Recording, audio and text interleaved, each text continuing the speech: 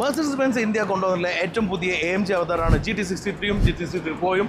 ഇത് ഇന്നിവിടെ ബോംബെയിൽ വെച്ച് ലോഞ്ച് ചെയ്തിരിക്കുകയാണ്. ഇന്നിവിടെ F1 മൂവിയുടെ പ്രീമിയർ ഉണ്ട്. ഈ ഒരു ലോഞ്ചിൽ നമുക്ക് കാണാൻ പോകുന്ന ഈ രണ്ട് വണ്ടിയുടെ ഡീറ്റെയിൽസ് നോക്കാം. ഉടനെ ഡ്രൈവ് വരുന്നത് stay tune for that. Modern കൾവിംഗ് എന്നറിയപ്പെടുന്ന SLS AMGക്ക് ശേഷം AMG ഡിവിഷൻ ഇൻഡിജിനിയസ്ലി ഡെവലപ്പ് ചെയ്തിട്ടുള്ള പുതിയ സ്പോർട്സ് കാറായിരുന്നു GT63. ഇതിൻ്റെ രണ്ടാം തലമുറ മോഡലാണ് ഇന്നിവിടെ അൺവീൽ ചെയ്തിട്ടുള്ളത്.